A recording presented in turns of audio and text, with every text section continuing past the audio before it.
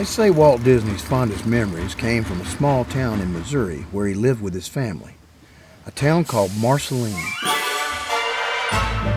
If you ask me now what makes a man, the place where he comes from, religion, his family, and his friends.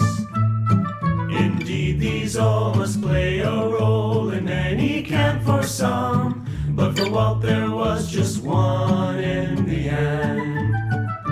Marceline, Marceline, where the best of dreamers dream. Though you've given me your best, I must be headed west. Though I owe so much to you, I must do as dreamers do. My city, my queen, Marceline.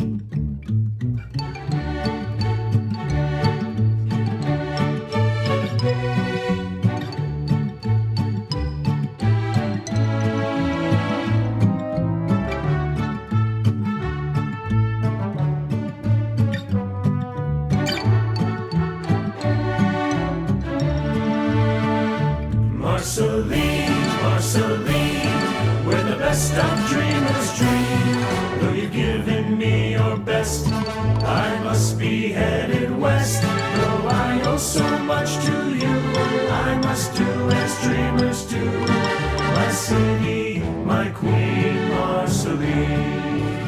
Here comes the Disney family now. You see, Walt's parents, Elias and Flora, decided to buy a farm and move to the country there. They didn't feel safe in Chicago anymore. It was the place where Walt was born, but the turn of the century brought with it a rise in crime. This boy, named after the family's local pastor, was unlike anyone America had ever seen. They just didn't know it yet. And Flora and Elias certainly didn't know it. But moving their family to this little town in Missouri would change American history. Flora! Hey, first and foremost, let's give thanks to God for getting us here safe. Amen. Amen.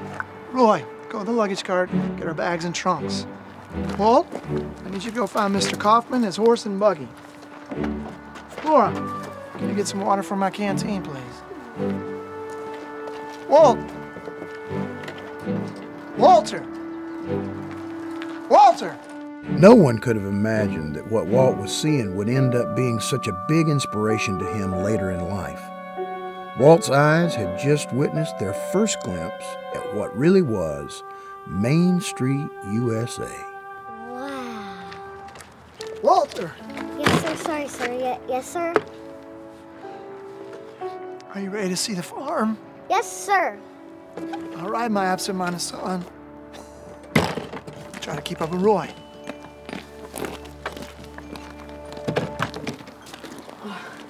Come on, Walt. There's a man with a wagon here to meet us.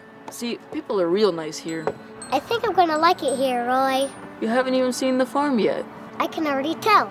It already smells a lot nicer, people are a lot nicer, and the sky's a lot nicer. Come on, Walt. Walt Disney was known to say that more things of importance happened to him in Marceline than had happened since or were likely to in the future. What do you think, Ruth? Boy, this is the life. Life. No, I mean, ain't it pretty? Pretty. It's not the city, get it? This here's the country. Country. Golly, can't you come up with anything on your own? Oh, brother. Sister. Even through cold winters, Walt would find a way to entertain himself and his family. You see, Walt was interested in the arts and adventures from a very young age. And well, it looks as if he's about to create his first masterpiece. Look, Ruth, paint. Huh?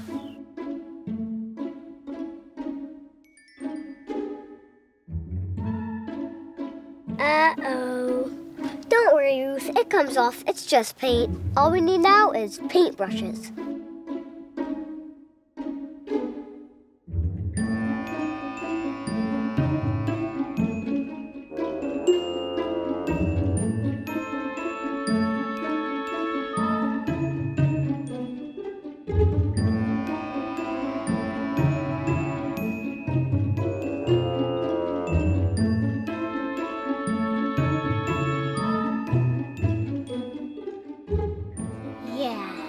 Perfect. gonna be a painter when I grow up. Yeah. There you two are. Oh my goodness, what have you done? We've been painting, Mama. It's called art. Painting! This is tar, Walter. It isn't paint. It doesn't come off. You've ruined the new house. Ruth, go inside now. Now, Walt, she doesn't know any better, but you should. I'm sorry, Mama. It was there, and I just figured. Well, sorry isn't going to take the pitch off the side of my house now, is it? I thought you would like it. We made it for you, like real-life painters. Real painters use real paint, Walt. I'm sorry. I thought... Oh, Walt. Oof, what am I going to do with you? Your imagination is just bursting at the seams. I can paint the rest of the house so it match. I think it'll kind of look nice. Don't you dare. Now, Walter, I know you didn't mean anything by it, but you're gonna have to be punished. I can't let you go around getting away with things like this.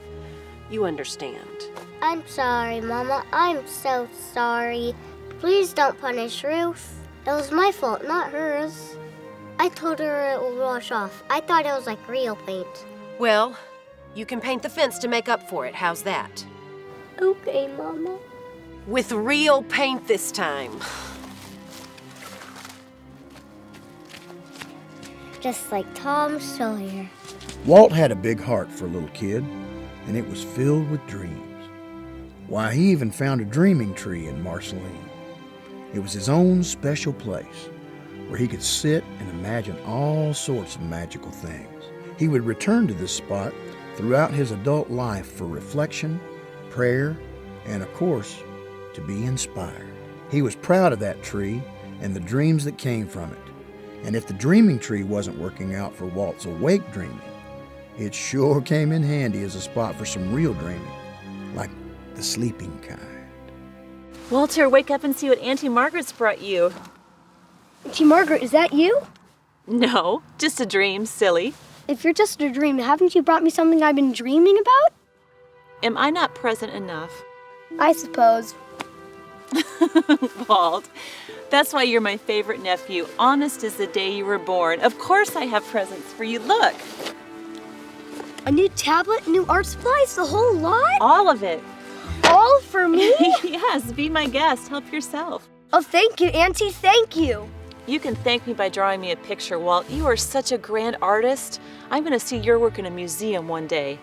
Well, today I promised Doc Sherwood that I'd draw Rupert. Who's Rupert? His horse. I suppose you have to start somewhere. Maybe afterwards you could draw a picture for me too? But only if you have all your chores done first, all right? Right after I get done with Rupert. Look, there he is now, Doc. Well, run along. Thank you, Aunt Margaret. Did I just get snubbed for a horse?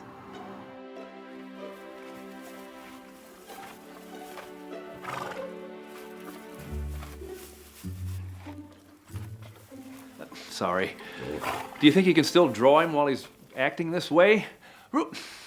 Perhaps he's just being shy or something. I don't know. I've almost got it, I think.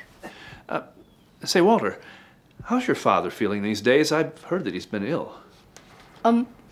Well, he's doing pretty awful, Doc. Oh, sorry to hear that, Walter. Should I pay him a visit, you think?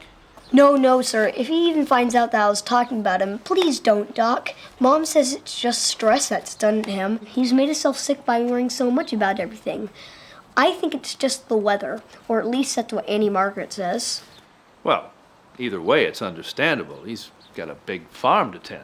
Well, just making ends meet. It seems like he may have to give it up. Oh, no, sir. We all love the farm. Heck, what would Marceline be without Walt Disney, right, Doc? well, it certainly wouldn't be as colorful, but... Well, as much as Rupert and I would hate to see you go, well, sometimes in life you have to give up things you love. It just makes sense to move on. I'm not going anywhere, Doc. This here's my home. Well, home is where the heart is, as they say, Walter. Well, my heart is in Marceline. Well, I know that, Walter. I know, but, well, perhaps you should begin to think about... Excuse me, sir. I hate to be short with you, but I've got other pictures to get to. Here we go. All done.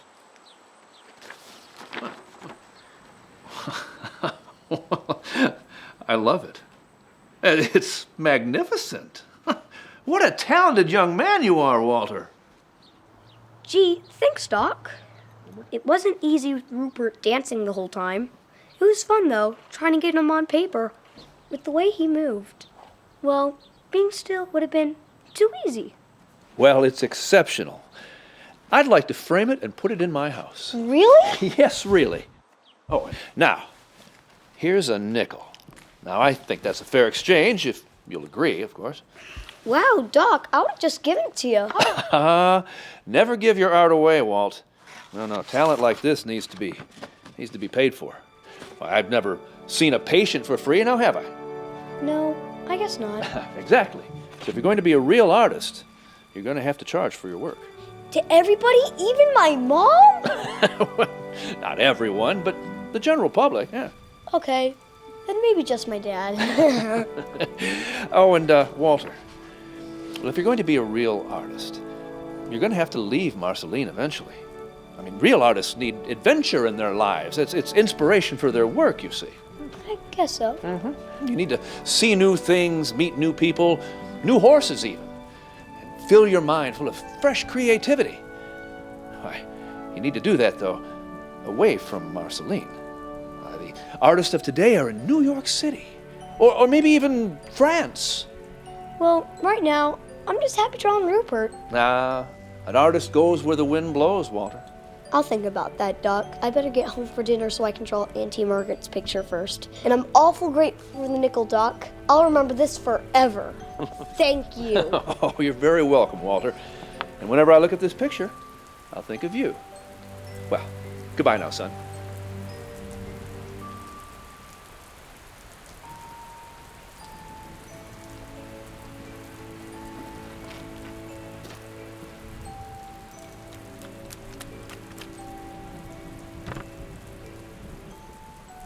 Well, the young artist returns. Look, Auntie Margaret, I made a whole nickel. I sold my first artwork. Of a horse? Yeah, and it kept dancing around like it was doing the foxtrot, too. Walter, you amaze me more every day. You sold your first sketch. You are a real artist now. Well, not real. I'm still just a kid. I have to wait until I'm older. Well, is that what you want to be when you grow up, an artist? Well, yeah, but I want to be something more. Like what, the President of the United States? Well, not like president in politics. I want to have the power to change people's lives somehow. Well, art changes people's lives, Walter. How? Art has power. It has the power to make us happy or sad. It has the power to help us see things differently. Or we see something and we feel it too, and that helps us know we're not alone. Art can challenge people. It can change people. Wow, that's what I want to do. Well, you are off to a magnificent start. And if I can get paid to do it, well, Doc said I shouldn't give away my art for free. Well, you have to listen to your heart on that one. But you have to listen to your stomach too, because a man has to eat, and it takes money to buy food. Speaking of which, we had better head in for dinner before your dad sends out a search party. Yeah. And Auntie Margaret? Yes. These are for you. Walt, they're beautiful. They look so real I could almost smell them. Thank you. No, thank you, Auntie Margaret. For what? You're the only adult that talks to me like I'm a real person. Well, you are a real person. I think. I mean, aren't you? Of course I am. You know what I mean, Auntie I know Margaret. what you mean. We are kindred spirits. Yes, kindred spirits.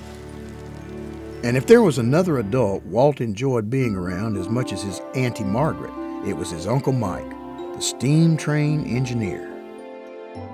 Ever since he took that first train ride when he arrived at the station in Marceline, he was hooked. He even said himself that one of the prides of his life was his Uncle Mike Martin, who was an engineer on a train running from Marceline to Fort Madison, Iowa. After all, if you can't be an engineer yourself, the next best thing is to have a relative who is one. And young Walt was expecting him any minute. Say there, guy. What you doing on the tracks? Don't you know there's a train coming? Why, sure I do, mister. That train coming is engineered by my very own uncle, Mr. Mike Martin. Is that so? Sure is. Wait and see. Well, could you wait and see from up here? You're making me a bundle of nerves sitting on the track like that. I don't want to end up in the Marceline Herald as the man who ignores track napping kid just before he was squished. Ah, shucks, mister. I'm just listening for the train is all. Listening for the train? Ain't that why a train blows its whistle? Gosh, mister. Haven't you ever listened for the vibrations on a track? You can hear a train coming from miles away. No fooling, huh? You want to try? Well, golly, you aren't afraid, are you? Who, me? No, I'm not afraid. Been meaning to brush up on my train vibration studies.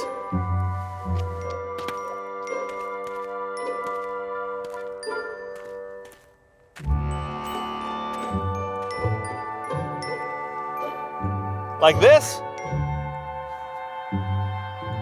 I don't hear anything. Patience is a virtue.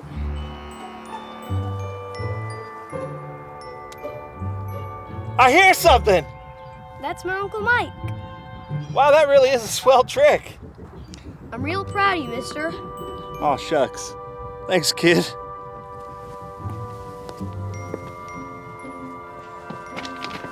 Now I always know if the trains are running on time. Mister? What's that, kid? You might want to skedaddle.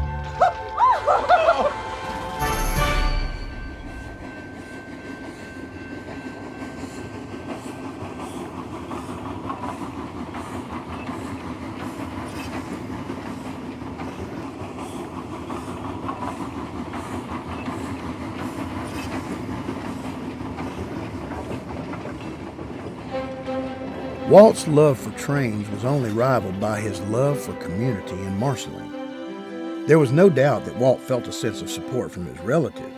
His father, Elias, may not have ever fully understood his son, but he would reluctantly support Walt. And you see, Marceline was a place where people helped each other. One of Walt's favorite memories of such a time was threshing season. A steam engine would pull a train of wagons throughout the fields, and all the neighbors would gather around to be of service. They were good Christian people, helping one another survive. As Walt would later put it, I believe firmly in the efficacy of religion, in its powerful influence on a person's whole life. It helps immeasurably to meet the storms and stresses of life and keep you attuned to divine inspiration. Without inspiration, we would perish. All I ask of myself, live a good Christian life. And so he did. He learned a lot about how to live, about his own character, all from Marceline and the people that lived there. And he would keep those qualities in his heart to forever be a part of him. Walt sure wished that things never had to change. He wished it more than anything. But he knew Doc Sherwood was right. Sometimes you have to give things up. And as much as he didn't want to, he could tell that change was coming. And he knew their life in Marceline couldn't last forever, except for in his heart, of course. Nobody could ever take that from him. But it wouldn't be long before Flora made the decision to sell the farm and move into town. Now sure, the town wasn't far, but to Walt, it might as well have been a whole world away.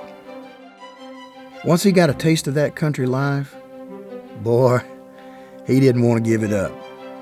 But soon, there wouldn't be a choice. Roy? Yeah? Why do you think Dad's having us polish this stuff now? The farming season's over and it's just gonna get all dusty again, so why? Oh, come on, Walt. You know why. Yeah, I guess I just wanted to hear it from somebody who tell it to me straight.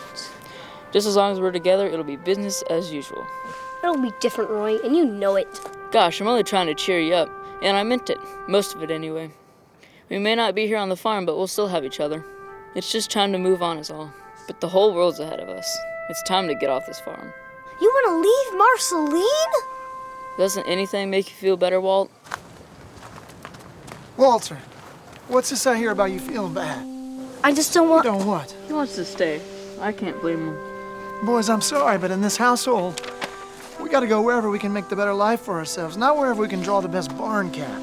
Now, how's the polishing coming? It'll be a fate worse than death if this isn't ready for the auction tomorrow. Auction? Tomorrow? Yeah, auction.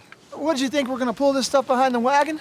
Take it to the new house? It'd look real good now sitting there on the street, now wouldn't it? Oh, Dad, he didn't mean anything by it. Well, you're not the only one losing something here. I've worked hard for this. All of this. We know you did, Dad. Boys, make yourself useful. Go into town, hang these signs up, and I'll work even harder cleaning up the farm equipment. Here, you're finished. Well, we can do both, Dad. No, just get it done. Go into town and get it done. We'll be back.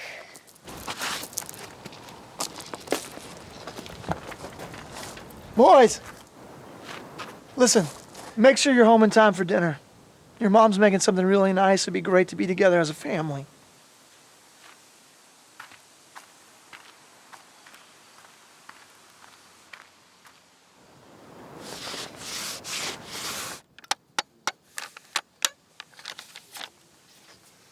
We're all hurting in our own way. Dad doesn't always show it, but he's hurting. And he cares that we're hurting too. I don't know. You'll understand when you get older. If that's getting older, I don't ever want to get older. You can't help growing up. Well, we'll have to see about that. Oh, yeah? I have some ideas. Ever heard of the Fountain of Youth? I read about it once in an adventure book. Oh, Walt. It's real, I tell ya. It was a sad day indeed. Everything Walt had come to know was changing and would just keep on changing, as life has a tendency to do. But he had Roy, and at least Roy could not only support, but enjoy Walt's imagination.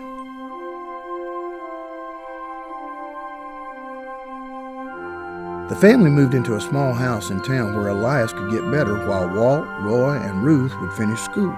Walt actually enjoyed that house. It was cozy, and the family was always together. That he could get used to. School was probably the only thing that remained the same. Even Marceline was changing. The streets were paved now. There were automobiles, a big old movie theater, and just before the family left, there were real electric streetlights. Walt's small town had become a city within itself. You see, nothing is really immune to change. But in Walt's heart, it was. He would always remember Marceline in his own way. Years later, in a meeting, he spoke of it fondly, saying, "That's what it is, a feeling of freedom with the animals and the characters that live out there. That's what you experience when you go out into the country. You escape the everyday world, the strife and the struggle. You get out where everything is free and beautiful." And so it remained to him. And he held on to that dream, that place where he once lived, that he would never forget, especially when the Disney family left Marceline for good. When Elias was well enough, they were off to Kansas City. Another adventure.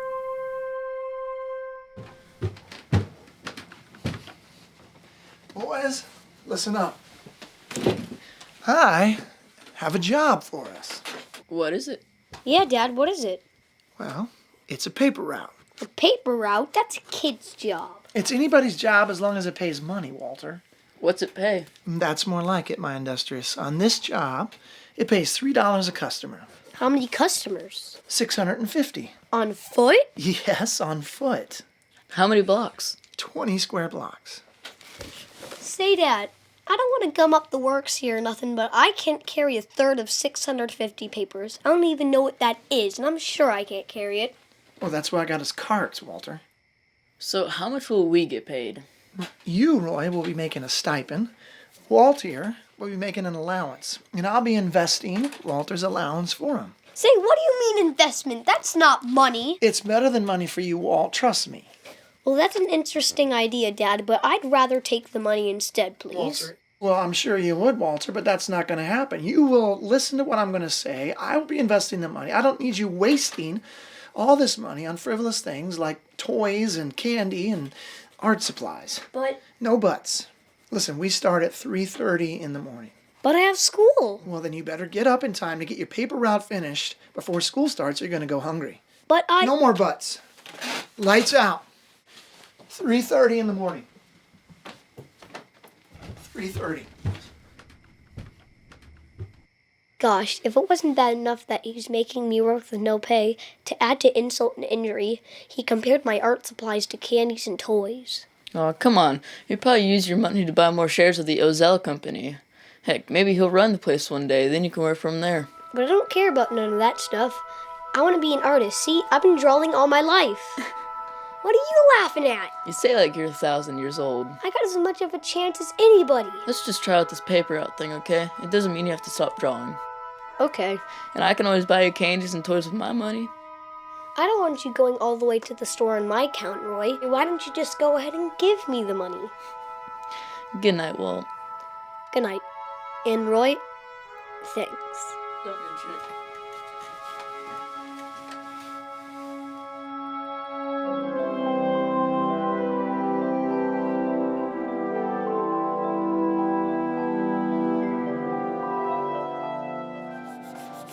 So you should be working. Are you Walt's pop?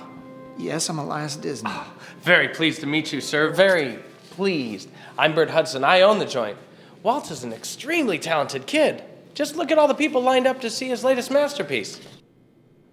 Yeah, I see.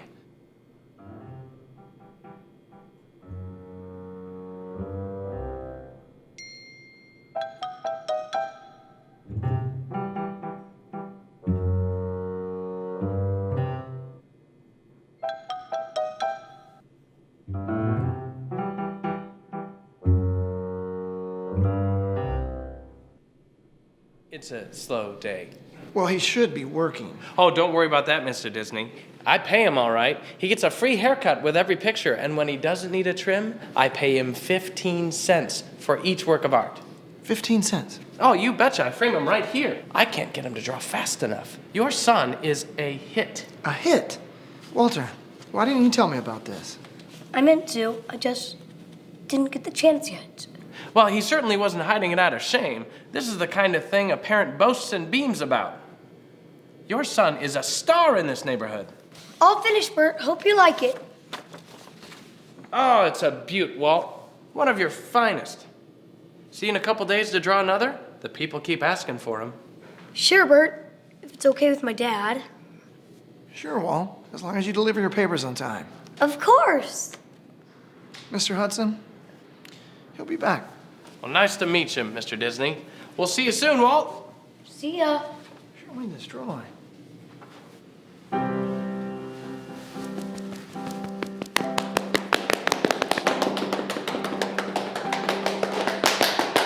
Cease mannequin, Master Disney. Indeed, Walter, what he said. Hey, what did you say? I have no idea. I just felt that young Master Disney deserved a compliment in a different language. I have no idea what language that was. Thanks, Oscar. Thanks, Jen. Walter, did you just call this man Jen? No, not Jen. Perhaps you heard young Walter say Jim. Or Tim. Or Tom. Although gin would be best. I think so, but only if it was the tiniest drop in a tall glass of tonic water being sipped in front of a super Bella. Fragile, mystic, especially all ferocious. Walt Disney. Illustration. Exactly, nothing better. See, young Master Disney, your work is unfit for plain old words. Someday, people will stare at your work and just not have words. So they'll invent them, or you will, because you're that good. Walter, please don't encourage him. Oh, we don't need any encouragement. We've got enough motivational oomph. Yes, we've got enough motivational oomph of our own, just like Walt here. Motivational oomph. I like the sound of that. See, just being around you makes people more oompful. Okay, excuse us, guys. We have to go. Don't you have something else to do? Why ruin a momentous time? I'm sorry, sir. I don't think you understand. We've known young Master Disney since the beginning. I don't think you understand. I am young Master Walt's father, and I need to speak with him by myself, if you don't mind. Father, huh? I guess that kind of trumps our standing with Walter now, doesn't it? Well, we'll always be outside that window looking at your art, unless nature calls. Or unless we're looking at your art in a museum. But it would be his museum, of course, the Disney Museum. He wouldn't share it with anyone. Walter, you are a true Vision Artistarian. Au revoir, young Master Disney. Here, I made a drawing for you. Thanks, young Master Disney. Well, do you guys like it? Yes, we like it. I could have done better.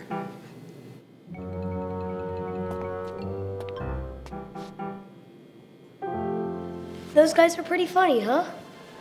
Listen, Will. You don't need to be spending time with folks like that. You need to be focused on your work and your talent. You think I'm talented? The whole neighborhood thinks you're talented, Walt. And now that you're getting paid for your skills, you should invest your earnings. Oh, Dad. Now, wait a second. Give me a chance to say something good here. Sorry, Dad. You could invest your earnings in art lessons.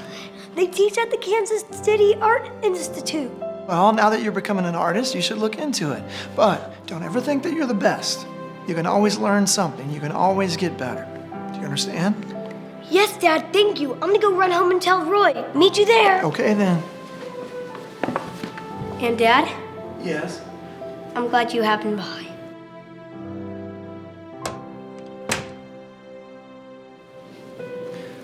Me too, son. Me too. Roy! Where are you? Roy! I got ideas, Roy! Roy! I got an idea. Not again. No, look at this. All right. It looks nice. It's Electric Park. It has games, it has rides, it has everything. So what's the idea? We open up our own electric park. Okay? Forget about going to Chicago with Mom and Dad. Actually, well, I've been meaning to talk to you about something. No. Look. This place is pretty great, you know. It has stage shows, log rides, a lot of lights, but it's missing something. It's missing something. It's missing imagination. It's missing us. I drew it all out right here. We can open up our own park. A Disney park. No one is going to come to a Disney park. Yes, they will. Look, I drew a layout right here. Hey, enough. Let me speak. This is important. Well, this sounds serious. I'm sure it is. I'm going to be leaving in a few weeks. What do you mean? Where are you going? I joined the Navy. Yeah, with our country at war, I can't just sit around and do nothing when I know I'm able to help. What about me? This is for you. This is for you and every other American in this country. I mean, I'm doing this so that you can continue to live a safe and free life. Don't you get it? No, I don't get it. I need you here, Roy. What am I going to do without you? Come on, Walt. Look at you. You're doing great. You're getting paid to draw. You're taking art classes. You're a swell kid, all on your own. You don't need me. Yeah, I do, Roy. Yeah, I do need you. You're my family. And I will still be your family no matter where I am. I'm your brother whether I'm sitting next to you or on the other side of the world. Hey, let me put it to you this way. I need an adventure. A real adventure, the kind you read about in history books. You know, the kind that takes you to different parts of the world to see different people, different places. And this is a once-in-a-lifetime opportunity for me to have that adventure. I need you to understand that. Yeah, I get it. I mean, I get that you're the bravest person I know. You're the best brother a guy could ask for.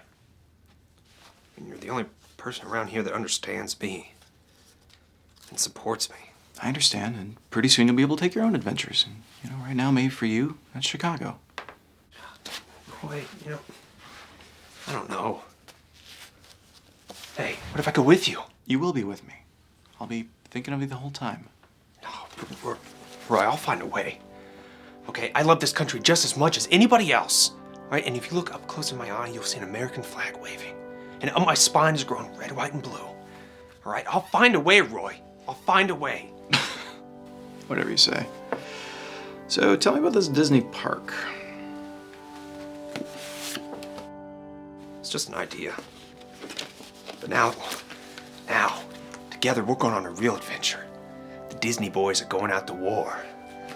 Things didn't move quite as fast as Walt had hoped, and he found himself living in Chicago with Elias and Flora. Chicago was bittersweet for Walt. He got a job as a cartoonist for his school newspaper. He even had a girlfriend. But nothing could make him forget that Roy was gone. He missed his brother, and and he was going to find a way to join him. Sometimes in your heart, you just know it's the right thing to do. He'd follow in Roy's footsteps and be as brave as he could. He'd make his brother proud. So Walt figured he'd go ahead and fight for our country. He was going to enlist to fight in World War I, just like Roy did. Next!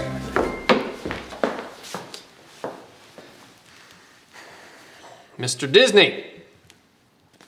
The United States Army thanks you for your gumption and your courage in approaching the recruitment office today. But of course, sir. I mean, it's my duty as an American. Mr. Disney! Yes, sir. At ease, Mr. Disney. Listen, kid, you're 16 years old. Under the Selective Service Law, I can't take you unless you're 18. Got it? Excuse me, sir, but I think my pride as an American makes up for those years. I mean, my willingness to get out there and fight with our fellow countrymen. I mean, I have bravery bursting out of my soul. Doesn't that count for anything?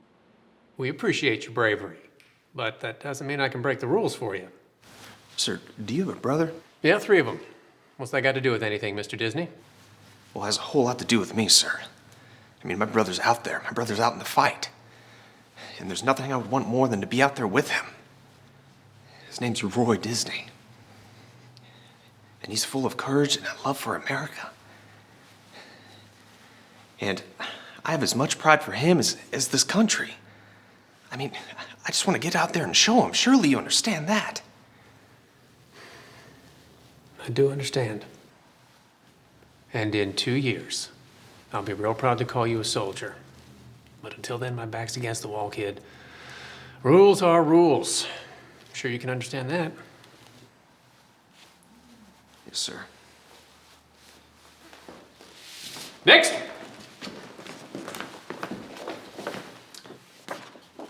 Mr. Johnston. You gonna shave? Now, Walt Disney never took no for an answer. There was this new agency called the Red Cross that helped people. And they were fixing to send some men abroad to help out with the war. And wouldn't you know it? Well, you only had to be 17 years old.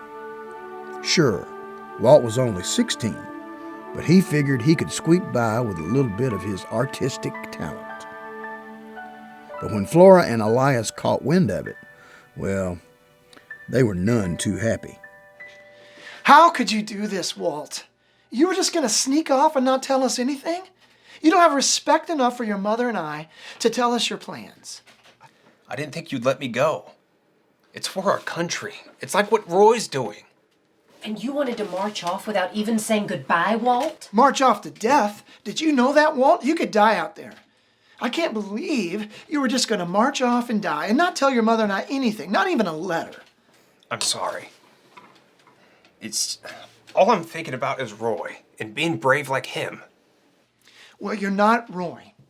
Roy can take care of himself out there. Roy has respected my plans for this family all along. He has proven himself to me, Walt.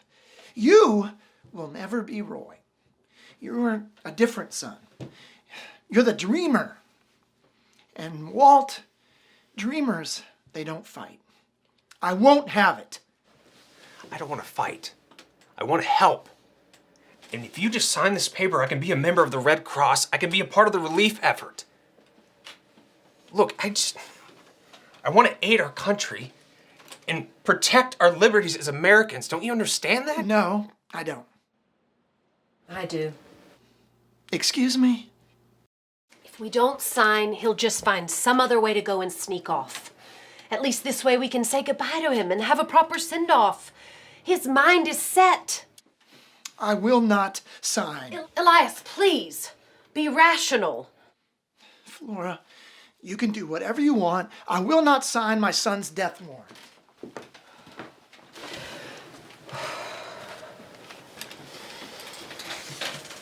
Sorry, Mom, I should have told you. Yes. Yes, you should have. But even if you did, your father wouldn't have allowed it. Still, it would have been the respectful thing to do. It's just I miss Roy, and I wanted to do something to make him proud. I mean, America's important to this family, and if this is the war to end all wars, they're gonna need some dreamers. It's okay, Walt. I understand. Now, where do I sign? Welcome to the American Red Cross training facility. You gentlemen are what we like to call the ambulance corps. Preparing for war is an understatement. There are so many disturbing and grotesque things that you will see on the field that you will probably want to run away like girls, but you can't. You have taken a vow to be a part of this corps. You will have to stand your ground in the field and be men. As they say, war is hell. So welcome to hell. Your trucks, your vehicles, will be hosts to thousands of lives, and many of which will be lost depending on your driving abilities. Well, let's just hope and pray that your host doesn't become a ghost host. Welcome to the American Red Cross. Prepare for blood and the French. Now, Walt had won the battle, but he hadn't won the war. The United States did that without him. But Walt got shipped off to France to be part of the ambulance corps anyway. There were still relief efforts that needed to be taken care of, and it was now his duty to go ahead and take care of them. Now, Walt got to see all sorts of things in France. It was a whole new sort of experience for him. Here he'd never left the Midwest, and now he was traveling around an awful lot. This small-town boy was quickly turning into a man. Time seemed to move slower in France, and it was at this point where Walt was introduced to cigarettes. However, just like when he was a boy under the dreaming tree, he found comfort in art. And just like before, it was on an unlikely canvas.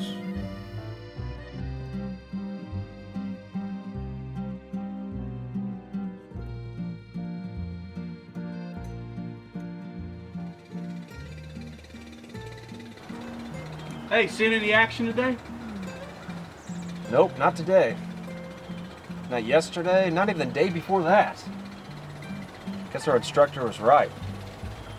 If boredom is what they mean by hell, war is hell.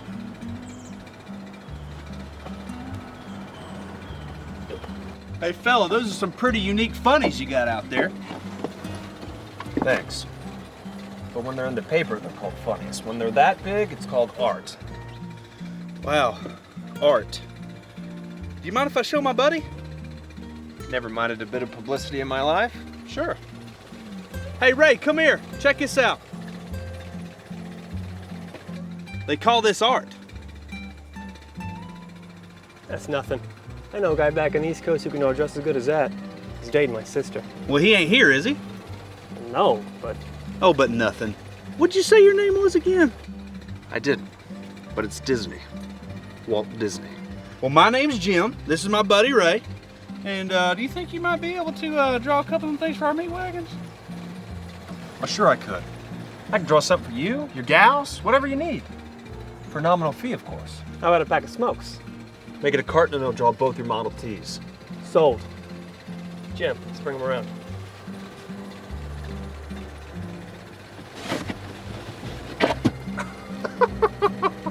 Doc Sherwood was right so many years ago.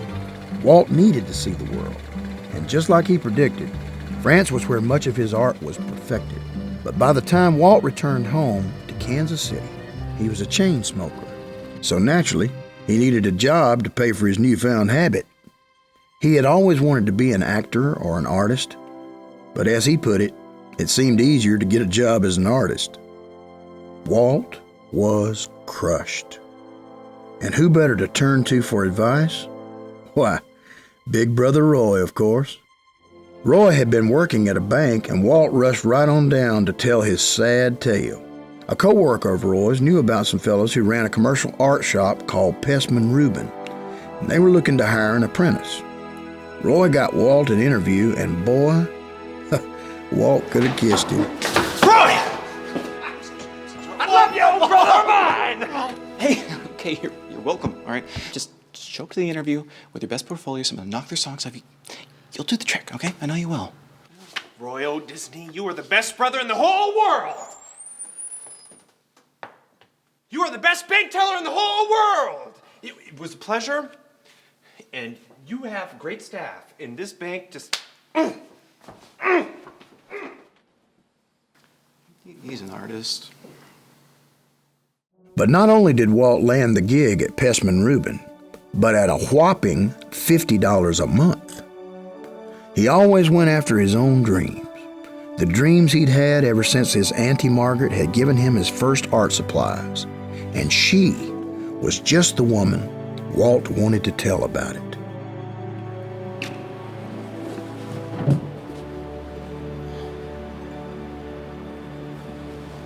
Say, is that your gal? She sure is a looker. No, she's not my gal. It's my auntie. And yes, she is beautiful, and you should learn to be more polite. I'm sorry, I didn't mean nothing by it. I was just... She sure is pretty, and I bet she's just as swell, too. She sure is. I wouldn't be where I am today without her. Where I am today is just the beginning. Sounds like you're a real lucky guy to have a nice lady like that as your auntie. I sure am. I'm on my way to tell her that, too. Wow. She sure is a beaut. She's not a racehorse, fella. All right? Would you talk to your mother with a mouth like that? No. No, see, my mom has a tendency to hit me over the head when I'm being impolite. Well, she either knocked sense into you or out of you. I don't know which. Now, you need to learn to behave. I'll try, but sometimes I misbehave when I'm not even trying. Listen, fella, you're not going to change the world like that. You need to straighten up. Straighten up. Get a job. Do you have a job? Get a job. And You don't... Well, you give my best to that pretty as a princess auntie of yours. What a beaut. Walt headed over to the hotel as fast as he could. He was awfully excited to tell his auntie the good news. He felt like a steam engine coming down the track. Then he was barreling up those stairs as fast as he could. Suddenly he was grinning and knocking loudly at the door. He wanted to tell his auntie. He wanted to tell the whole world. Uncle Robert. Hey, Walter?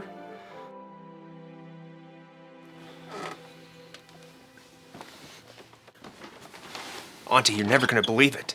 They're paying me to draw pictures. I got a job at Pestman Rubin. They're paying me $50 a month. I'm a real artist now. And it's all because of you. Who is it, Robert? Auntie Margaret, it's me, Walt. It's our nephew, Margaret. Elias's son. Walter. Who is it? I don't understand. Auntie Margaret, it's your favorite nephew. It's Walt. I mean, you gave me my tablet, my drawing supplies. I mean, if it wasn't for your encouragement, I wouldn't be an artist. I mean, you used to rave about all my pictures. I'm tired. I think I'm gonna sleep for a while.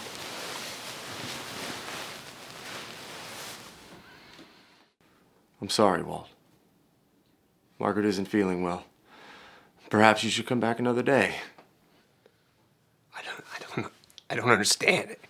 Auntie Margaret, it's me, Walter. Your kindred spirit. The artist. Walt, please. Come here. Margaret is really sick now. The doctor says that she's fighting off pneumonia. Now, she's been getting forgetful lately. Please, don't take it personally. Surely she would remember me if I could just talk to her for Walt, 1 minute. I'm really sorry. Truly, I am. But I'm going to have to ask you to leave. Margaret needs a rest. You understand. I just want to thank her for encouraging me to draw. Walt, please, please. Please don't make this any more difficult than it already is. Oh, gosh, I'm sorry. I didn't mean to be a trouble. Is it okay if I say goodbye? I mean, please give me that. I'll be quick. I just want to say goodbye. Sure, Walt. Go ahead.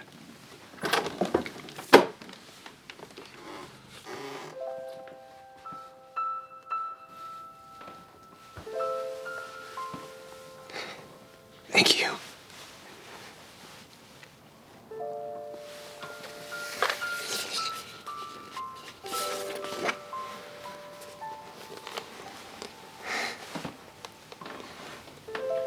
Hope she gets better. It was good seeing you. It's good to see you too, Walter. Give my best to Eliza. Who is that, Robert? No one, dear. No one.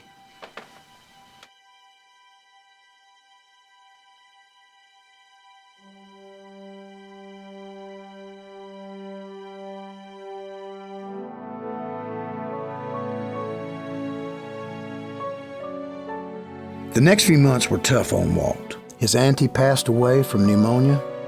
He never really got to convey to her just how grateful he was. He never got to feel her old enthusiasm about his talent, the enthusiasm that gave him the confidence to pursue his dreams in the first place.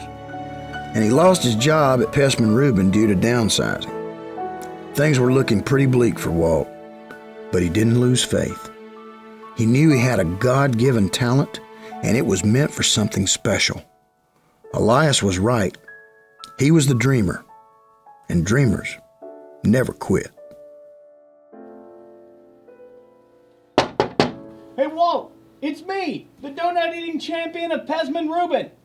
Ub Iwerks. Shuffleboard Coke, Captain. Oh, buddy, old pal. Come to offer me my job back? I gotta say, I got a lot of prospects on the horizon.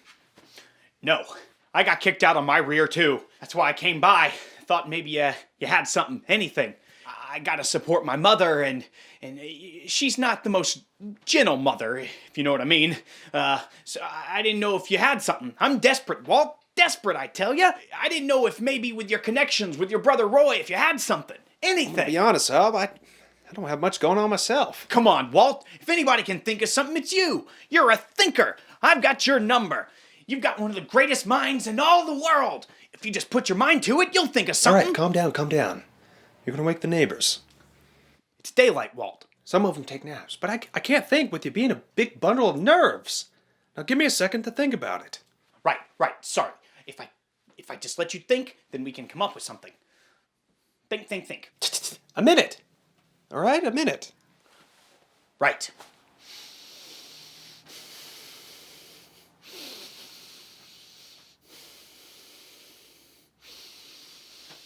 Can you breathe a little quieter? It's not really my fault. The doctor says when I get all stressed, my sinuses and nasal cavities flare up, and I don't know what's going on. If I could just think with Pessman Rubin and... By Jove, I think I got it. Got what? An idea, an idea. Oh, what is it? We go into business for ourselves. I don't think so. We don't need an agency. We cut out the middleman. It's just us. All we need is clients. We can call it Iwerks Disney Commercial Artist. You're gonna give me top billing. Well, Disney Iwerks sounds like you're gonna go get your eyes checked out. Or get a nice pair of spectacles. We're commercial artists. We're not optometrists. I tell you what, you go set up shop. I'll get the clients. We'll be in business in no time. Well, what are you doing? Get going! Right. Yes, sir, Mr. Disney, sir. Walt, sir. Walt Disney, sir. Now, Walt and Ub weren't doing too bad at all. Walt did the sales pitches and got enough clients to afford them their own office and plenty of profit. The Iwerks Disney Commercial Artist Company was in business all right. Well, for a little while anyway.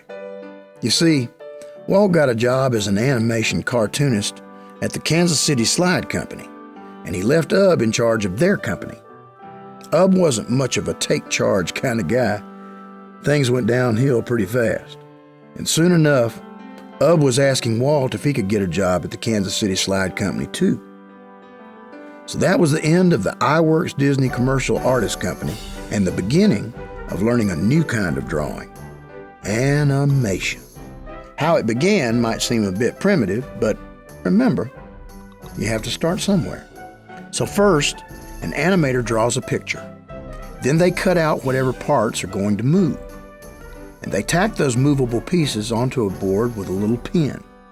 Snap a picture, move the piece a tiny bit, pin it again, snap a picture, move the piece again. Well, you get the picture. Now this is how they ran the animation department where Walt worked at the Kansas City Slide Company.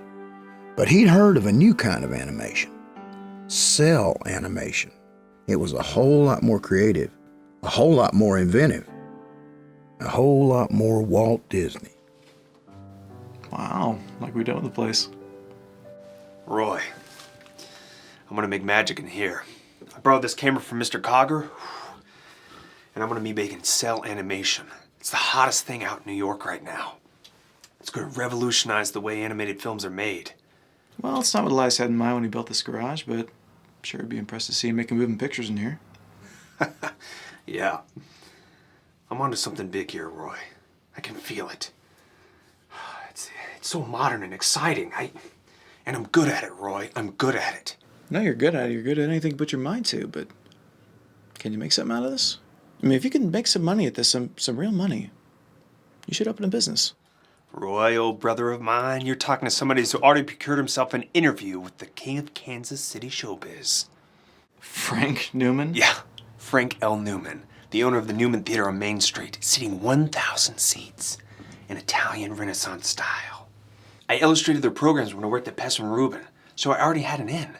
I told them about the laughgrams me and the fellows were working on, and they liked the idea. Said Mr. Newman would love to see him. And what's a laughogram, exactly?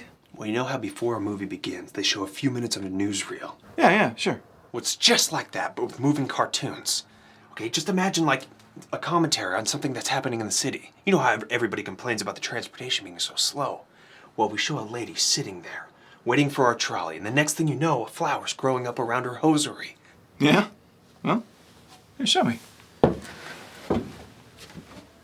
All right, you only have to paint the background once, okay? Anything that moves is put on the forefront of a transparent celluloid. But if only one character's talking and the other's standing still, you only have to move one character. And then you just use a stationary cell for the other. Here, let me show you.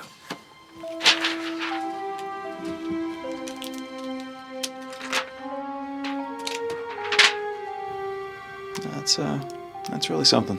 I think I'm gonna be in business again. And if these laughograms take off, I can start making longer films. Whole animated films. One for kids and adults. For the whole family to see together. Well, you know I'm rooting for you. So, did you finish this one? Yeah. It's perfect.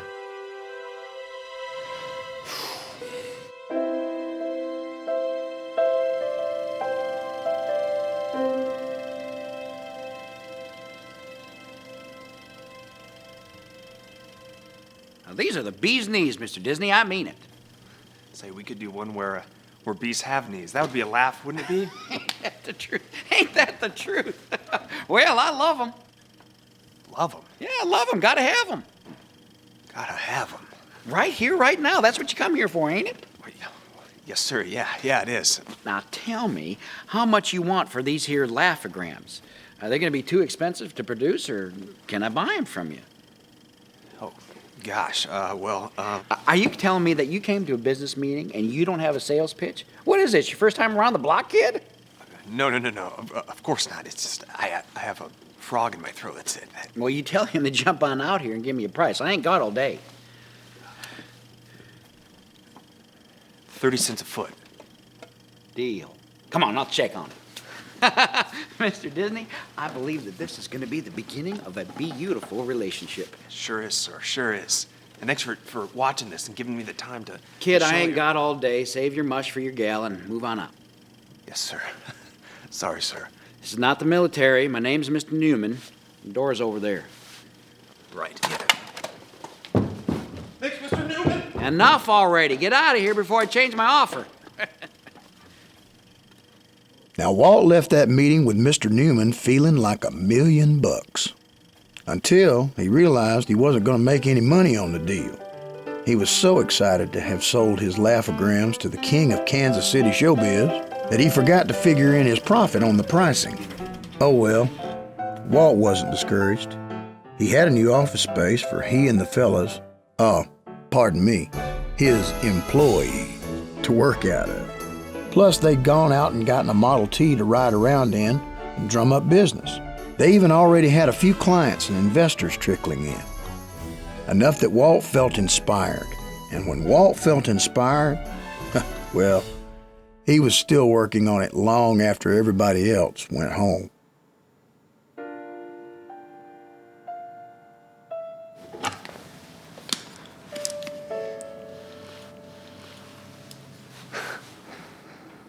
Why, hello there. You know there's a cat that prowls around these parts, right? But don't worry, if you stay with me, I'll keep you safe. Just as long as I feed you, huh? Well, I didn't know I was talking to a business mouse. Well, I'm happy to have the company. You know, since we're newly acquainted friends, I should probably tell you, I'm gonna change the world. It all starts right here. I know a lot of people say that, but, you know, I'm gonna do it. I'm gonna do it. Go ahead and finish that.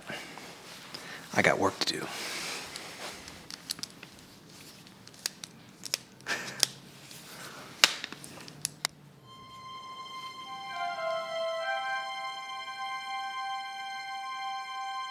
Alice's Wonderland was one of the first films to have live-action characters appear inside a cartoon and interact with animated characters. All right, Virginia, come over here and sit down. I want you to look at my drawing pad here. You're not going to see anything. I want you to imagine. You have an imagination, right? Yes, sir. You sure? Yes. It's not broken or anything, is it? No, sir. I was imagining last night for today, and I was supposed to be sleeping, but my mother got mad.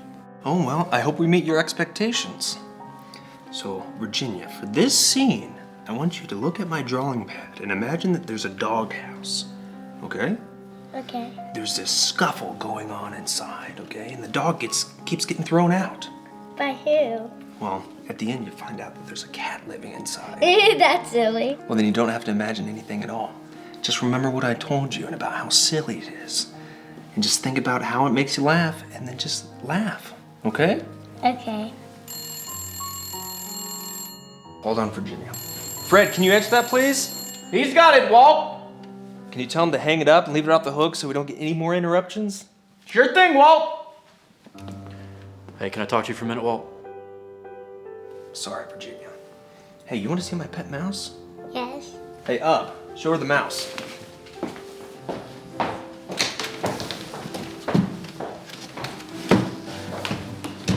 Where'd it go? I think it's over here. Oh, I see him. There he goes. There's a mouse. All right, what is it, Fred? That was the bank, Walt. They said we bounced our last 20 checks, including payroll. They're adding interest and fees. I mean, it's pretty bad. Do you know anybody that could help us out? I mean, one of your investor friends, maybe? No. I don't have any more investors. We're all dried up, Fred. I tell you what, let's continue working on Alice's Wonderland with Virginia. You know, we've already invested so much in this, all right? And I'll drum up some more business, all right? I promise I will. Sure, Walt. It's just, well, me and the guys, we got to eat and all, and with our checks bouncing, yeah, I feel awful about that, Fred. To you and the guys, you know, just let's take a break and order some lunch from the diner downstairs, all right? Walt. No buts, all right? I insist. But what do you want me to pay him with? Yeah. Cartoons? No, this is your money, Walt. If there's any left over, you split it between you and the guys, all right? What are you gonna do? Don't worry about me, all right? Now go on. I gotta get back to Virginia. Now, if there's anything that Walt Disney believed in, it was his talent. Whether that talent was art or being the best salesman the world had ever known. He must have hit up every client he'd ever worked with in his entire career, plus all the ones he'd never worked with. He was going to find a way to save Laugh-O-Gram Studios and his friends, even if it drove him into the ground. See, all of his employees, the fellas, they believed in Walt and his talent and vision too. So he just couldn't give up, not ever. And good thing too, because someone somewhere heard about it and sent Mr. McCrum Walt's way. So I get these financial grants, about $500 each, to do educational films, and well, we'd like Laugh-O-Gram to do one. I'm interested. Good. It's called Tommy Tucker's Tooth. It's for the Diener Dental Institute of Kansas City. Okay, what's the premise? What do you want to teach these kids? Like how to brush their teeth? In a manner of speaking, yes. Well, let's assume you have an open position and you've got two equally qualified prospective employees. Now, one has bad teeth, one has good teeth. Which do you choose? Guess it depends on the personalities, I suppose. Sure. But, well, let's assume that they are identical in every way except for their teeth. Now, one has pristine pearly whites and the other one has decayed and rotting ones. I see your point. Mm-hmm. See, Tommy Tucker takes care of his teeth and Jimmy Jones doesn't. We hope to teach the children the importance of dental hygiene. Okay, I'm in. Good. Well, we'll continue our discussion at the Institute. Can we talk here? Mr. Disney, I've assembled a team at the Institute. I think you'll find it helpful to gather the information you need there and sign the paperwork. Boy, this is embarrassing. Is there a problem, Mr. Disney? You can call me Walt. It's just these are hard times, Mr. McCrum, and that they are, Walt. That they are. Well, it's just I have one pair of shoes, you see, and they're at the cobbler right now, and I don't have the $1.50 to get them back. Not a problem at all, Walt. Well, as a matter of fact, I live just down the street from the cobbler. How about this? I'll drop you off, retrieve your shoes, and then I'll pick you up for the meeting. Gosh, Mr. McCrum, I'll pay you back, I promise. I mean, you can take it out of my salary for the project. Not a problem at all, Walt. Let's consider it one good Christian helping another. That's awful nice of you, Mr. McCrum. It's awful nice. Well, shall we? Walt was thrilled to have a job of any kind, and this one went really well. He liked working with the children involved in Tommy Tucker's Tooth. Sure, the pay wasn't great, but it seemed like a great payoff anyway, on account of it was educational, and it would help children to take care of their teeth. Walt felt like he had done something good, but nobody had been paid in a long while now. So Walt doled out the cash to everyone but himself again, figuring what goes around comes around.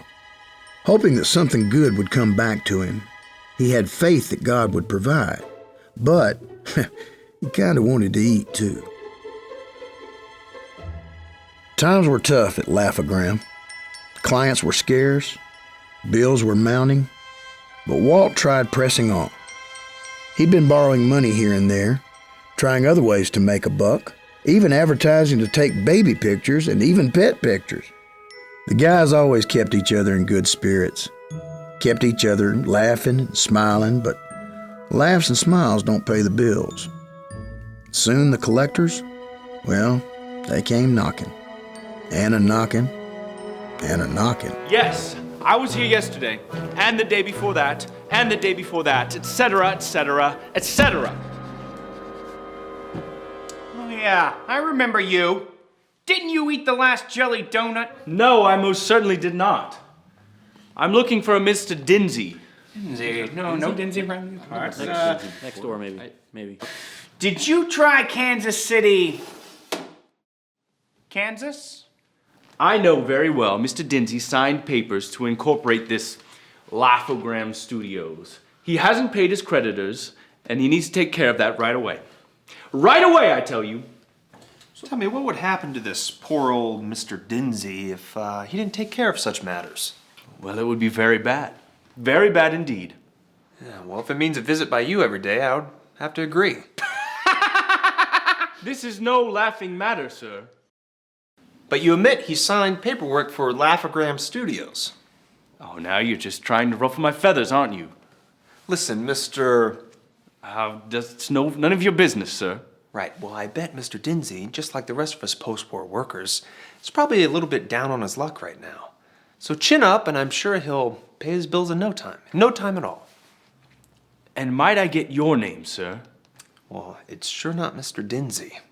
And I surely hope that we don't ever meet again. Oh, you'll see me tomorrow. What a perfect way to spend my day. Say, Walt, do we have any of those jelly donuts left? What? Did Ubi eat them again? So you are, in fact, Mr. Dinsey. No. Mr. Disney. If you're gonna say it right. The Laughogram studio business was going downhill fast. Walt did everything he could to save it. Things looked dismal. Walt just couldn't seem to turn things around. But it sure wasn't for lack of trying. It's just that tunes, before movies, only made up about 2% of the theater business. That finished Mr. Newman's dealings with Walt. But the roughest thing to face wasn't the possibility of losing Laughogram Studios. It was the possibility of losing his brother. Well, I'll see you. Yeah. I was hoping I wouldn't wake you. I just got back from work. Just getting back. You need to take better care of yourself. Listen to you. Looking after me even when you're doing terrible. I'll admit, I've seen better days. Come on in. I need to talk to you for a minute.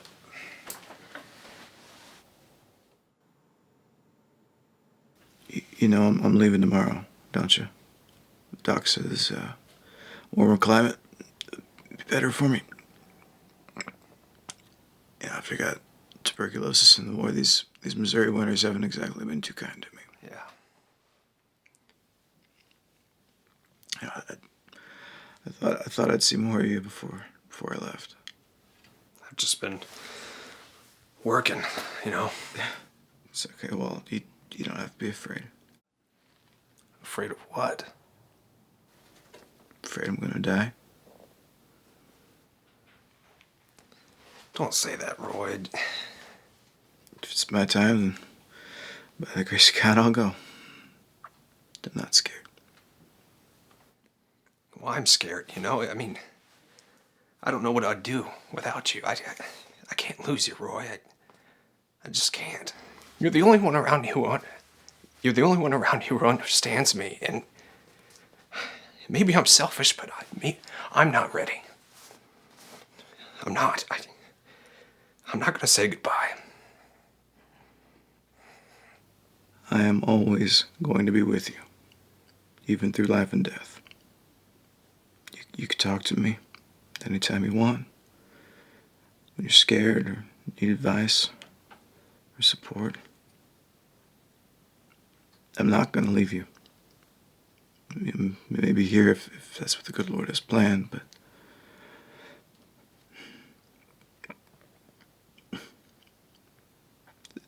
it's never goodbye. Not really.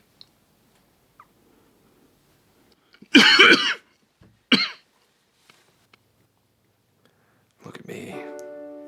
Looking to you for some kind of solace when you're the one in need. Get some rest. I want you to get better. I'm working on it. Been praying on it every day. Me too. Good night, Roy. Good night.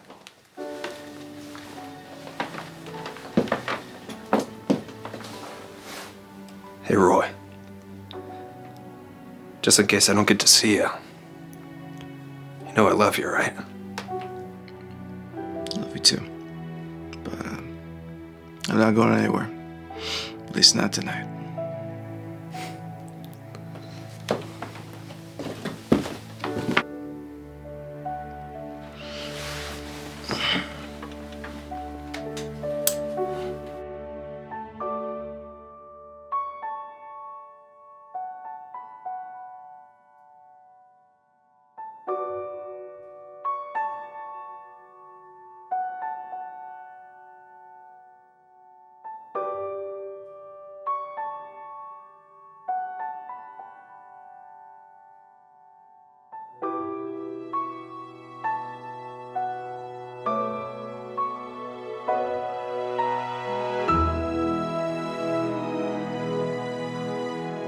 After Roy left for a warmer climate, the rest of the family followed suit.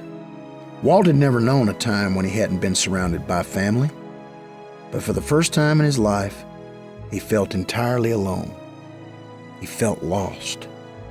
Just when he needed the support of his family the most, they had all left.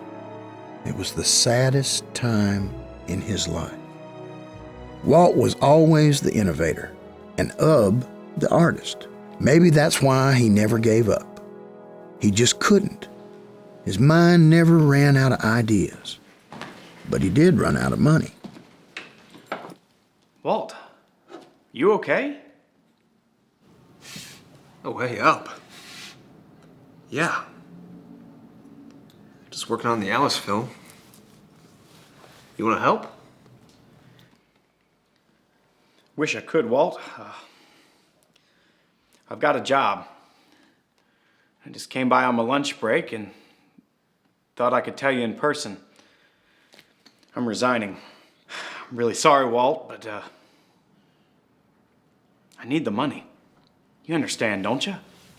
It's okay. I understand. You're living here, Walt? Sleeping here, yeah. Spend most of my time here anyway. Is anybody else working here? No, just me. And, my friend here.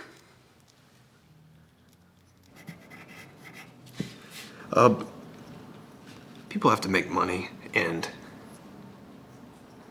it's just something I don't have to give right now. What are you living on, Walt? Not much. Not much up. How's Roy doing? Has he gotten any better? Yeah, he's getting better. Well enough to badger me about how to run things around here. He thinks I should file for bankruptcy and move out to California. Animation's bigger out there and says there's a real market for it. But I made a commitment with the Alice film, and I think I'm gonna try to finish it. I think you should listen to your brother, Walt. Hey, I've got to get back. What's that for? I just want you to have something to eat.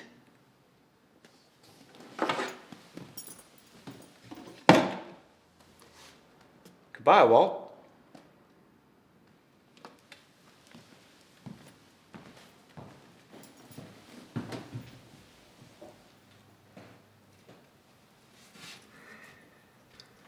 Goodbye, Hub.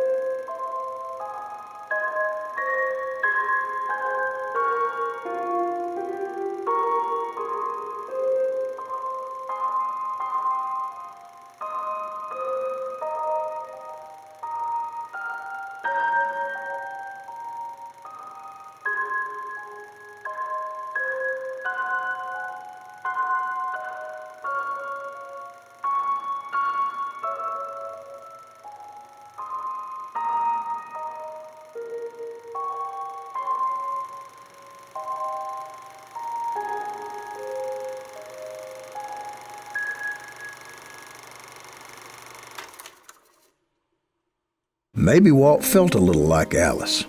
Lions chomping at his heels, nothing he could do.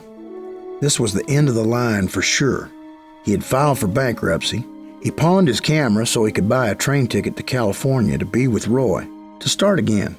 In a lot of ways, he felt like he was jumping off a cliff to avoid the ferocious lions waiting to eat him up.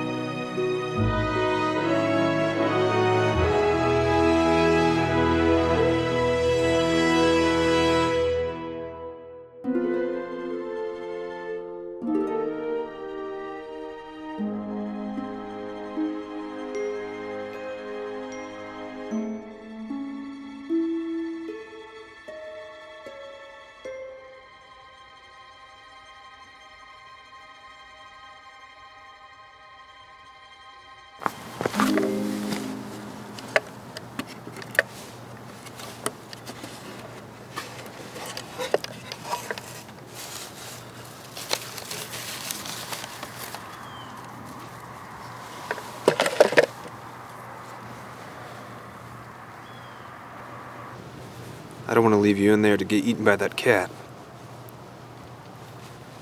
You'll have a better chance out here. You'll see. It's like my friend Doc Sherwood said when I was a kid. Sometimes you gotta give up on the things that you love. Sometimes it makes sense to move on. It hurts me too, but there's a whole world out there for you to see. You don't want to be in the same place for the rest of your life, do you? Just think of the adventures you're going to be missing out on.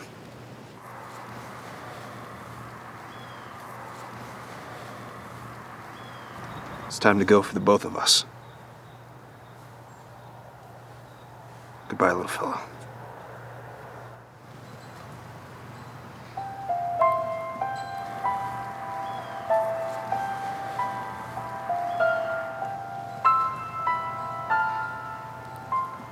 See you real soon.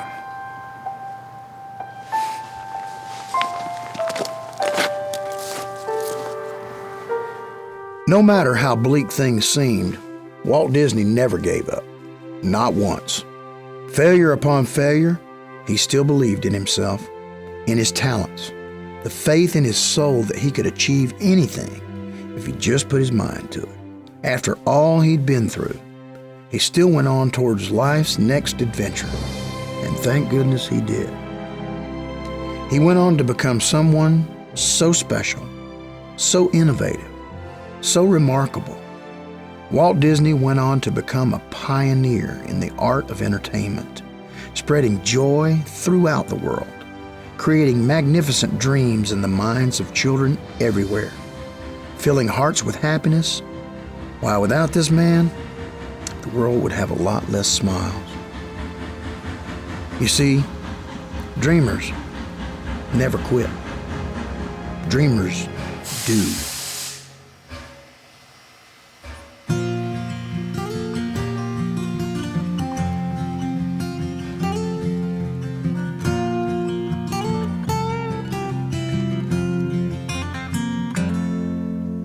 There have been some ladders I have climbed